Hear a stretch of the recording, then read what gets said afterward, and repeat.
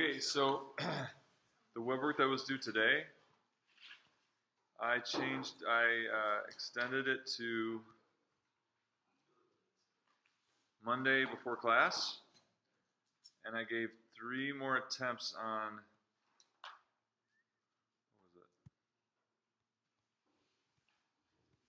what was it, 11, 12, and 13. So I upped your attempts to 10 on 11, 12, and 13, because those are kind of the hardest ones. We'll talk a little bit more about spherical coordinates today. And then, but listen, I may add some. So right now it's at 14. There may be like 2 or 3 more problems, 15, 16, 17 new problems, okay? So, again, you have more attempts on 11, 12, and 13 if you haven't used those up and still didn't get it right. And then look for more problems. And then that will be due Monday at 11:15. The new web work will be due at 5 p.m. Monday. And then your written is Wednesday, okay? So it's the same, everything's the same except I've extended this one to before class Monday. All right, so let's look at I want to look at 13. I'm not going to do the whole thing, but I want to just talk about it. So within the sphere, above the xy plane and outside the cone. So what kind of problems are these? Geometry problems. Means it's always based on the picture. So the sphere has radius 7.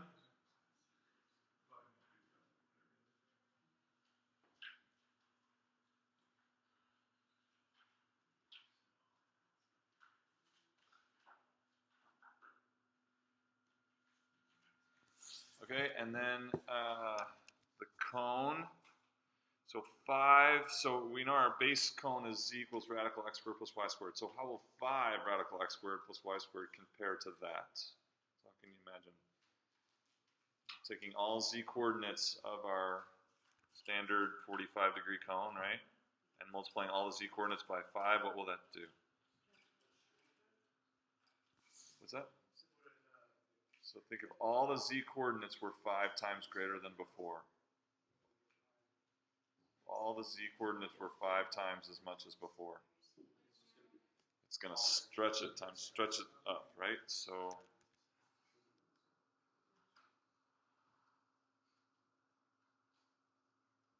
something like this.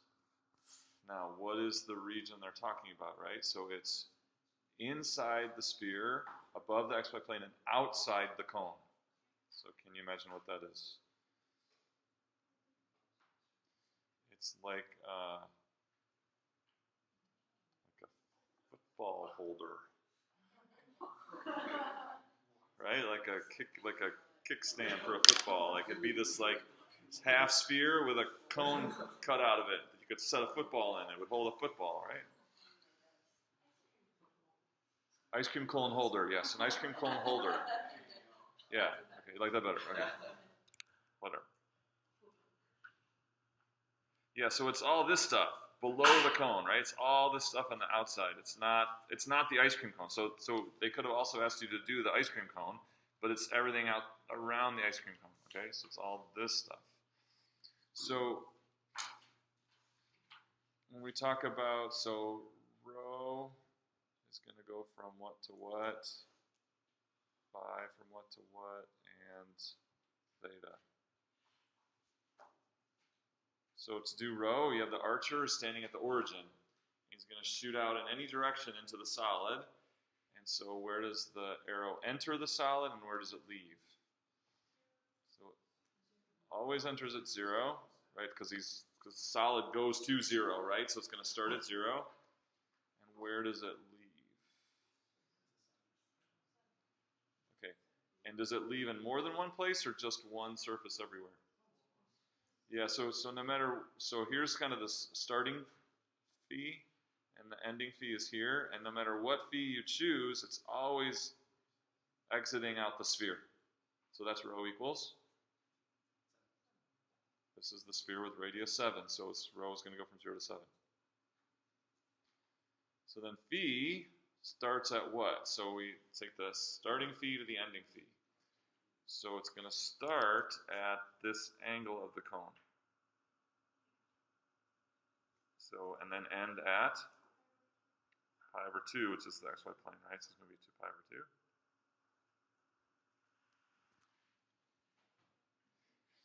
So the question is, what is the angle of this cone? So there's a couple ways to solve it, but I think the easiest way is just to change all this into spherical coordinates. Just take that cone. So the cone is really defined by, we talked about last time, phi equals something, right? Phi equals some number defines a cone. Because it's for all theta, it's that amount tipped down from z. So if we change this all to spherical coordinates, we should end up in the end with phi equals a number. Because that's, by definition, that's like phi, for all rho and all theta, and a constant phi, you get a cone. So rho is what? Or z is what? Is that rho cosine? And then we're going to have 5 times, well, what is that? Square root of x squared plus y squared? That's r, and that's rho sine phi. So look, rho's go away. And we get what? Tangent phi. So if I divide it by cosine, divide by 5, I get tangent of phi equals 1/5. So sure enough, phi is some number, right? Phi is a number. And that's going to be your starting angle. Theta, I'll let you take it from there. Questions on this example?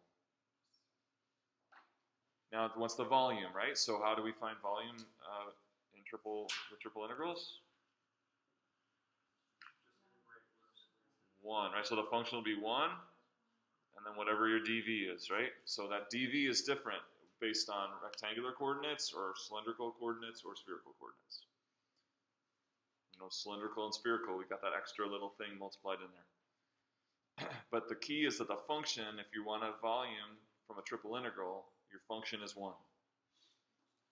And we saw the analogous situation if you want an area from a double integral. Right? If you want an area from a double integral, you set up a volume that has what? Height 1 everywhere, right? And then that you're tricking the double integral into finding an area for you by finding a volume with the same area as the base. Okay, questions on this example? So let's finish the spherical example from last time. Because it's a little bit harder one. So we had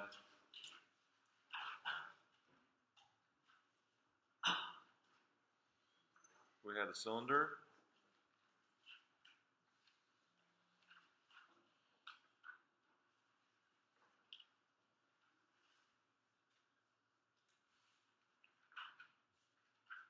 Like that.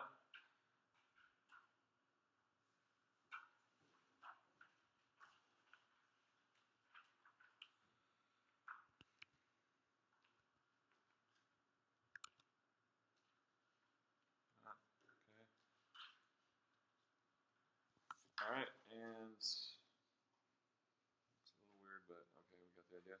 All right, so then below is equals 5. That was equals 5 there. And above the sphere, which fit in here,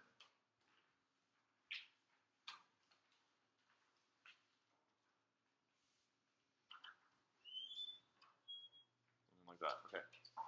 And so we finished last time talking about how the entry, so rho is going to go from, so that, again, the archer in spherical coordinates, the archer is at the origin, shooting out from the origin. Through what surface do we enter the solid? Or where do we enter the solid? Rho equals 2. We enter the sphere, right? Which is, this is the same, exactly the same as rho equals 2. And so we're going to enter in at 2. Always? For all angles? Yeah, for all angles we entered at 2. And then we're going to leave at what? Where do we leave?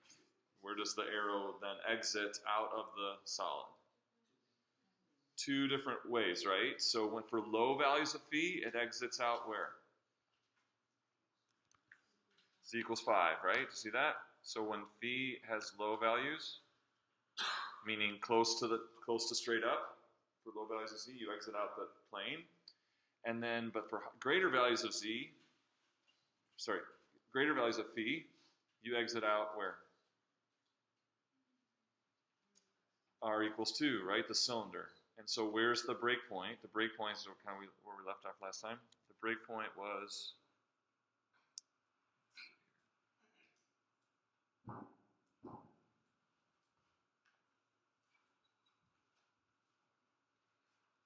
this angle here. This, I called it phi1, so we'll call phi1 again. So phi1.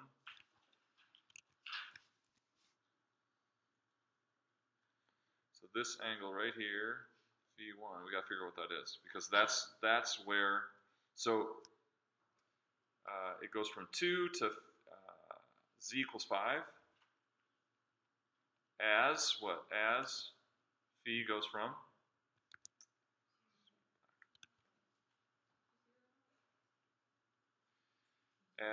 phi goes from 0 to phi1. We got to figure out what that value is. And then rho goes from what? 2 to r equals 2. It goes out the cylinder, r equals 2, as phi goes from phi1 to pi halves. Does everyone see it?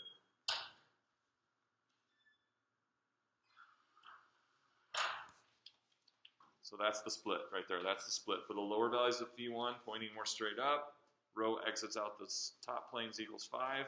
For greater values of phi1, phi exits out the cylinder. The cylinders r equals 2. But then I think theta is, that's easy, right? Theta just is everything, 0 to 2 pi. So all we really have left is to figure out what phi1 is. So how do we figure out phi1? Well, we just got to get a right triangle that works. So I think this is this right triangle right here. I'll draw it in red. So if we look at, so that right triangle right there can get us what phi1 is. So that height right there is 5. That's 2. So if we have the adjacent and opposite, arctan, right? Arctangent of 2/5 or 5/2?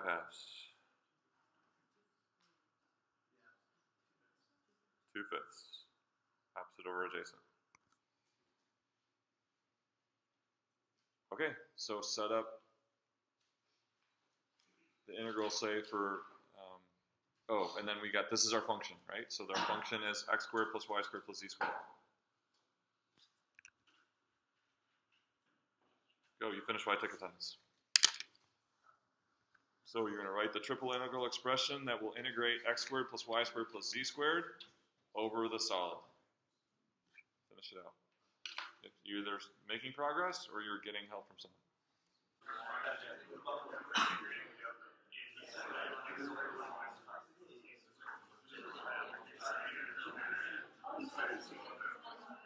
Okay, here we go. Joseph, how'd it go? Set up the first integral for me. It was from 0 to 2 pi. 0 to 2 pi. Oh, here. Okay. And then 0 to arctan of 2 over 5. So that's supposed to calculate an actual number. No. Okay, good. Represented exactly. Always better. And then I got 2 to 5 over cosine phi. Oh, yeah, I write secant. But yeah, 5 over cosine just as good. But you can write 5 secant phi. Good. Of what? I got rho to the 4th power sine phi. Rho to the 4th sine phi. And then d rho d phi.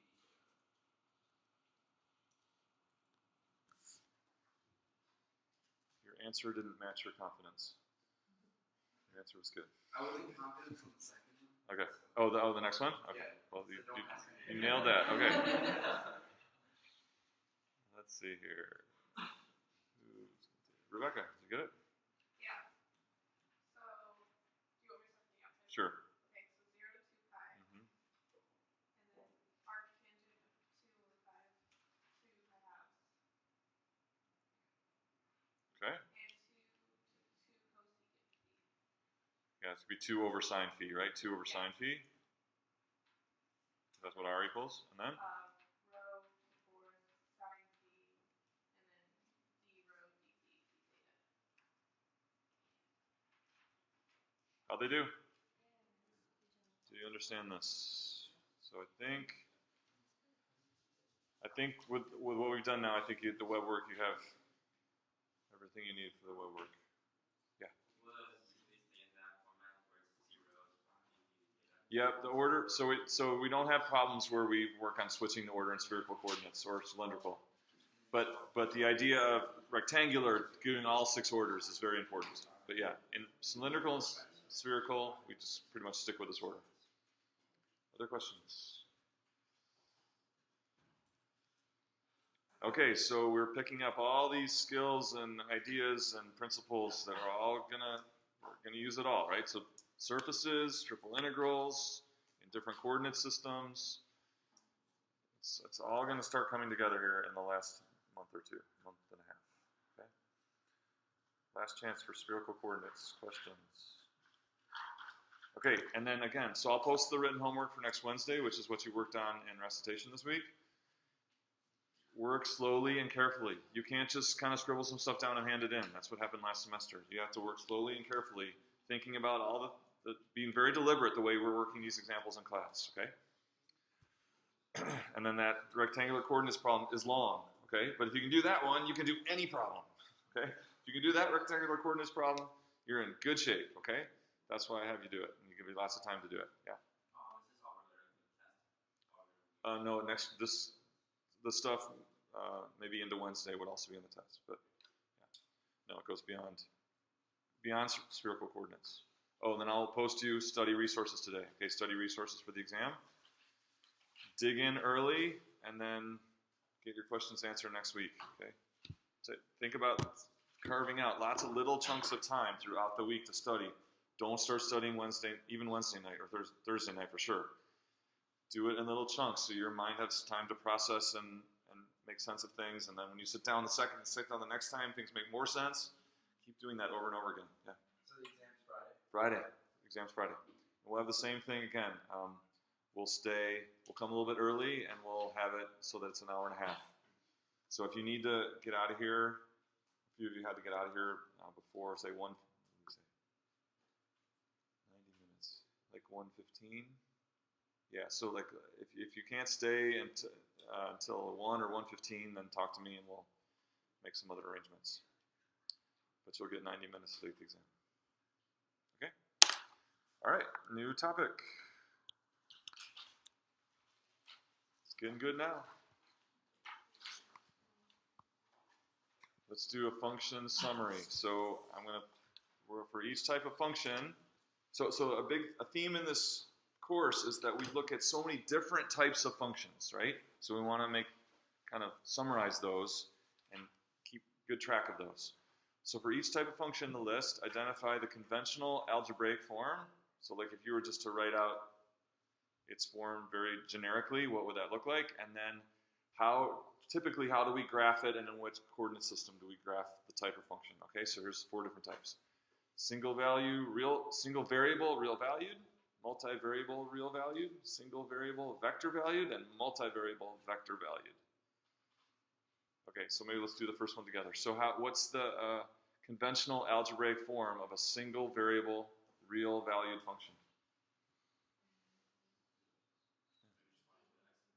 Y equals, okay, so but that's a particular one, so like how would we represent kind of all of them? That's just a line. Just like y equals f of x, right? Just like y of x. All right, so single variable is referring to independent or dependent? When I say single variable, is that referring to independent or dependent? Independent. There's a single variable, x. That's what we mean by single variable. And real valued is talking about the dependent quantity, right? What comes out. So you're going to put in a single value, and this function is going to crank on it and give you a corresponding real value. And that's what y equals f of x does. How does it graph, and what kind of coordinate system typically y equals f of x graphs in? In R2 as a what kind of thing? curve, right? A curve. Not a region, right? A curve. Like a line or a parabola or a cubic or a sine curve, something like that. Okay, so that's what I'm asking you to do for these other three as well.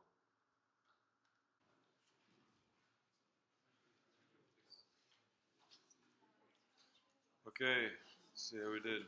Ben, what do you think about a multivariable real valued function?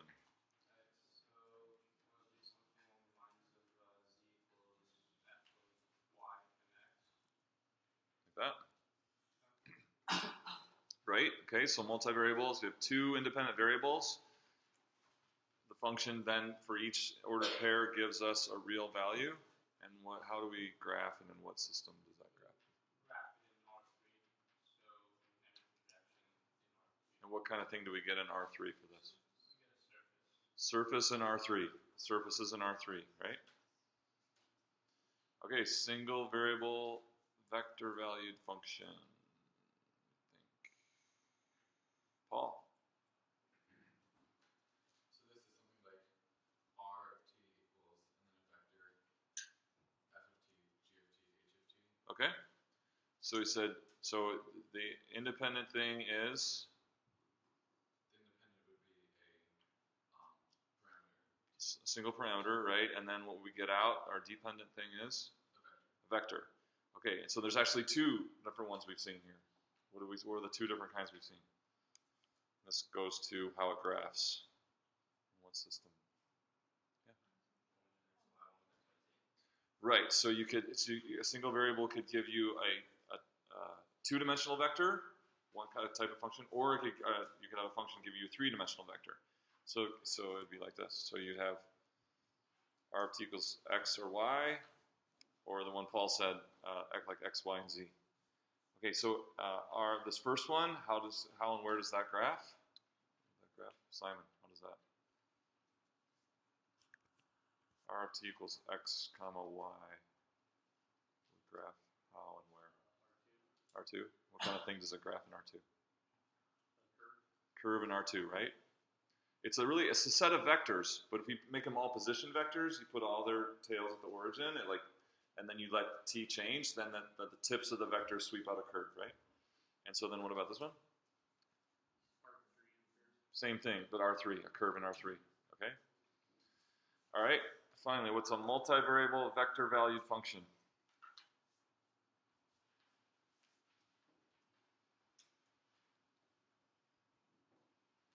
Something we haven't done yet, right? So can you just say something about it, right? So can you say some things about it? What's one thing you can say, Eric? What can you say about it? Say Andrew. I guess it would kind of look like the single variable, but in T it would be like T and S as like y. Okay, so now you have more than one parameter, right? Your independent thing is more than one parameter, and what do you get out? A vector. Okay, so there's two versions of this. So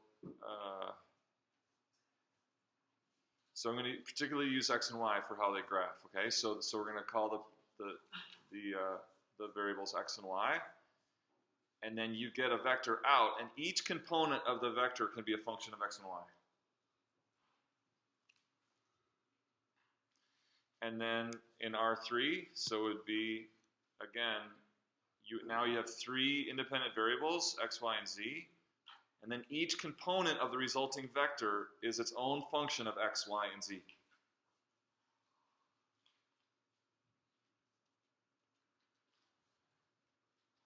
So this is what we're going to work on next, these. So let's figure out what these things are. So we got the basic structure of it, but it's like, okay, what does it give us, right? What does it give us? Any questions on the first three? All right, here we go. So we're going to go to GC here. Not that, not that.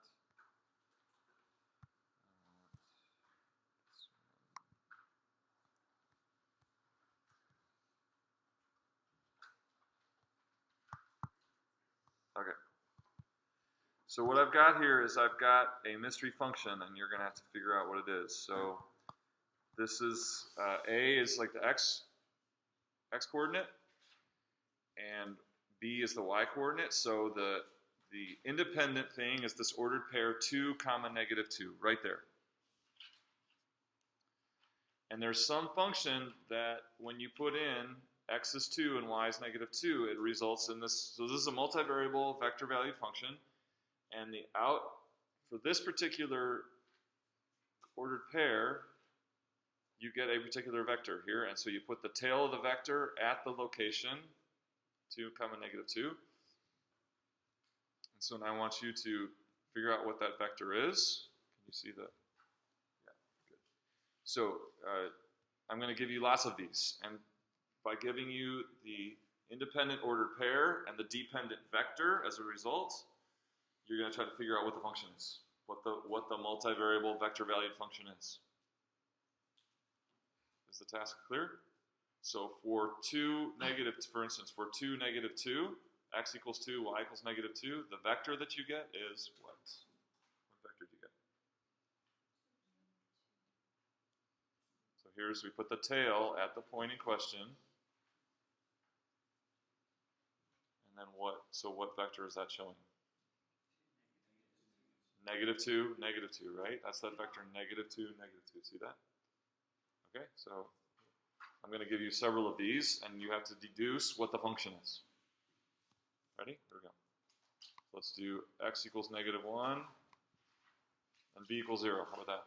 So x equals -1 and y equals 0. Here's the resulting vector you get in this function.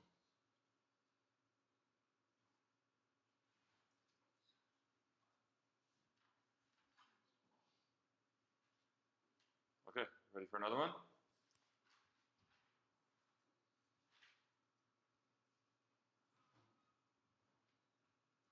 So when x is 1 and b is 2,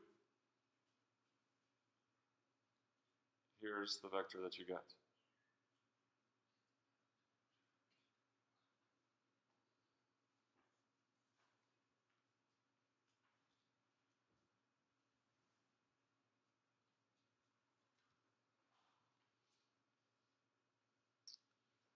Okay, when x is 0 and b is -1, here's the vector that you get.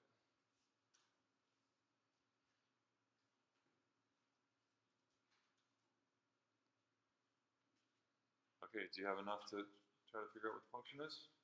So what is the function? The function is that the x coordinate of each vector is a function of both x and y, and the y coordinate of the resulting vector could be a function of both x and y. Okay, so try to figure it out, and then check with the person next to you, see if you agree with what you came up with.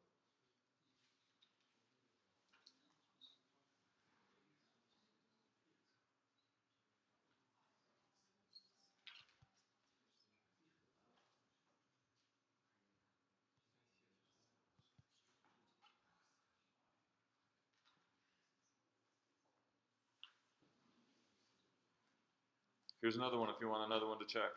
When x is -1 and y is -2, here's the vector that you got.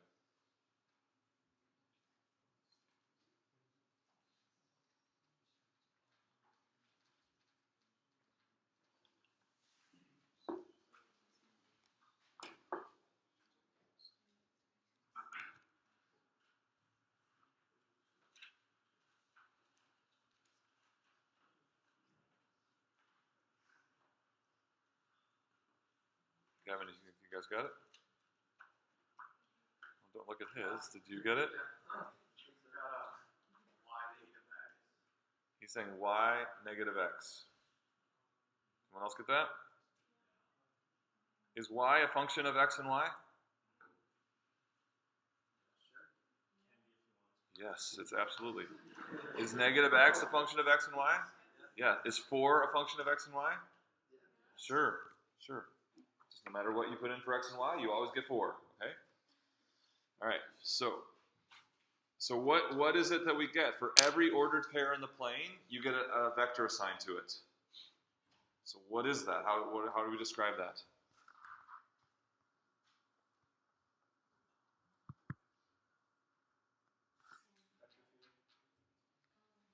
Okay, you just read the name of my file, right? Vector field.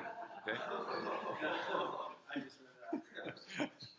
So you came over there. Okay, so you've heard before. So you get a field of vectors for every, and actually, if we were truly to draw what this was, what would we see on the screen? If we were to truly represent the whole function, what would the graph look like?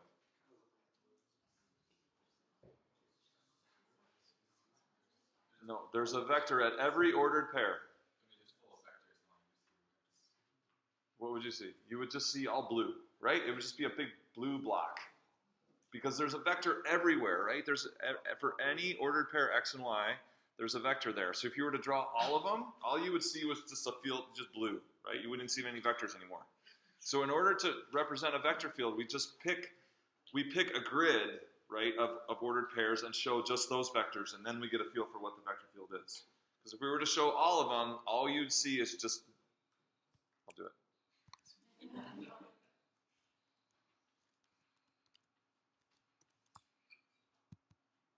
This is what you see if we did the whole thing. Oh, oops. But then turn this one off. There. If you were to show the whole vector field, this is what you would see, because there's a vector at every point. Okay? But in order to get a understanding of the particular field we're looking at, we just show it at certain, like a grid, right? A grid of points, and we show it. Okay, so this is y negative x. Okay, you want to play again?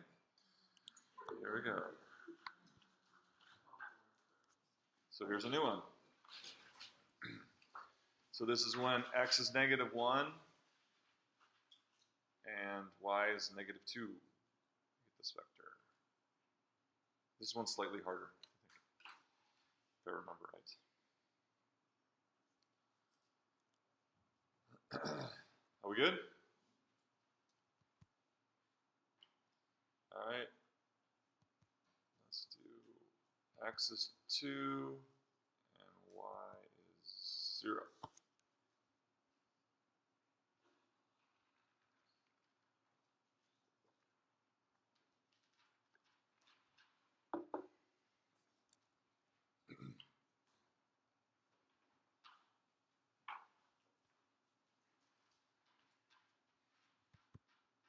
Okay.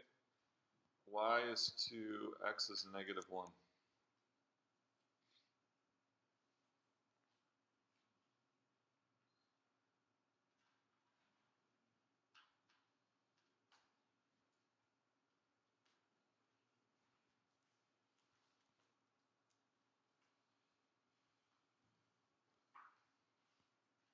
In that second one, did I give you x0 or y0? I give you y0? All right. Let's do y is negative 2 and x is 0. You get that one.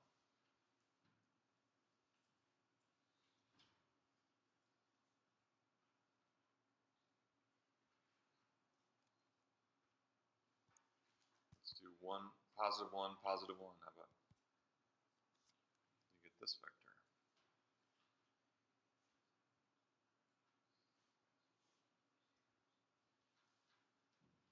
All right, see if that's enough. And if we need more, we'll need more, but see if you can figure it out from that much.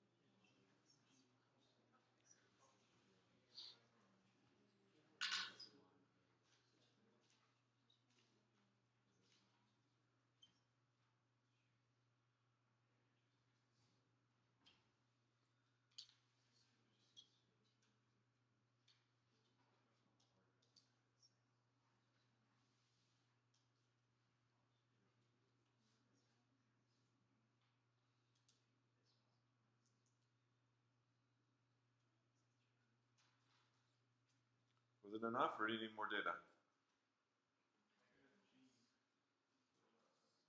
You think you got the second coordinate, but not the first?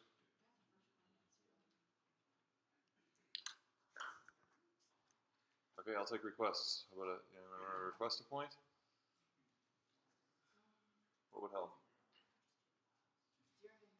0, negative 2? 0, negative 2, or no, you already? Negative 1, positive 2? You have that yet? There's, you already do. Okay. So how about 1, negative 2? You have that? That's a new one.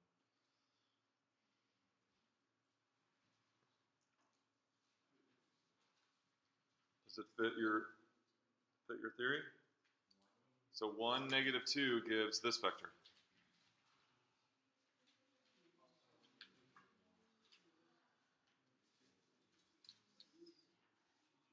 All right, what do you think the x coordinate is? Anyone got the x component? You think, Richard, what do you think? X plus 1? So what you got 2? Is that right? Does it fit for all the ones I gave you? All right, and then Eric, what do you think for the y coordinate? X minus 1. Y minus 1. X minus y. Does it work?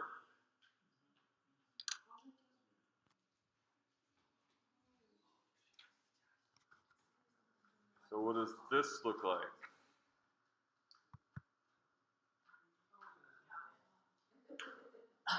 Now, actually, this is shown. I don't know. How do you do this? There's a way to. I gotta find out. No. This is actually shown so all the vectors are shown with the same magnitude. So like in that last one. So these are shown in relative sizes. As you move further away from the origin, the vectors are larger. So I should have pointed out that these aren't the actual vectors, right? These are shown in relative size. So they're actually all of them are a lot bigger, but then they'd start crossing each other, right? And it would be hard to see. So often with a vector field, you'll just show the relative size of the vectors, not the actual dimensions of the vectors. So I should have mentioned that before. So this one now is showing them just the direction of the field and all the vectors having the same magnitude. So all this is showing is the direction of each vector and not relative size. And there's I forgot how you do it, but there's a way for me to toggle back and forth between that and GC, and I don't remember how to do that. Okay, questions on this kind of intro to vector fields? So what in the real world is modeled by vector fields? What's that?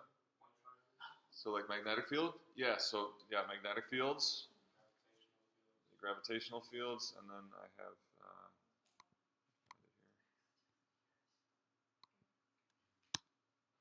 so this is the English channel, and this is showing wind. This is a wind vector field. So the direction, so it's like at any point in the channel, there is a speed and direction of the wind at that point, and so that's modeled by vectors. So then you get this whole field of vectors showing the general direction of the wind and the strength of the wind by the magnitude, right? So, and then if you kind of connect the vectors, you get what's called flow lines, right? So flow lines are, if you were to start at any vector here, that's not what I meant.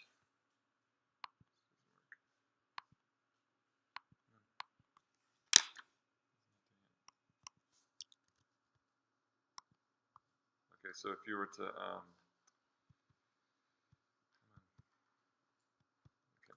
all right, so then if you were to start at any vector, say here, and then kind of, there would be like a path that, you know, for any starting point, there would be a path falling through the vector so that if there were a piece of tissue paper in the wind, it would blow along that path, right?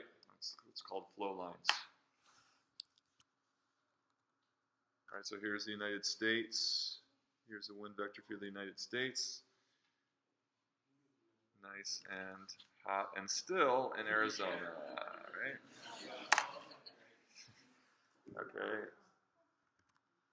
There's Australia.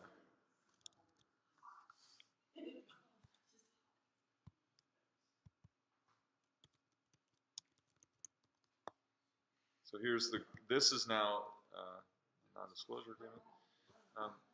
So this is now like the flow of the water, right? So now this is not wind, this is the Gulf Stream. So this is how the water flows. And it's the same exact principle. At any point in the water, you have a strength of flow and a direction of flow. Therefore, it's modeled by a vector at any point. And so you put all the vectors together and make a vector field.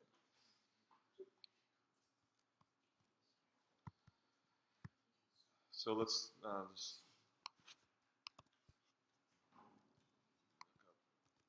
magnetic field is another.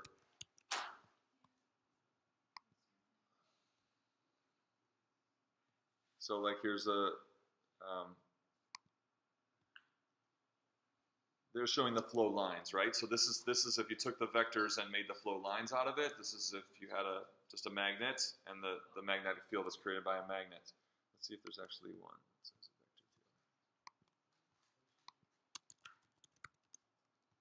There we go.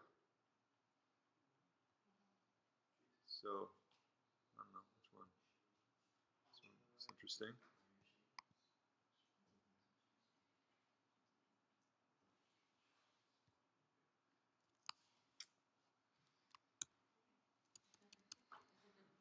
So this is nice because it's showing relative size, right? The strength of the magnetic field is very high close to the magnet. As you move away from the magnet, then the magnetic force or pull or whatever that is decreases greatly away from the magnet. But close, you get these really large vectors.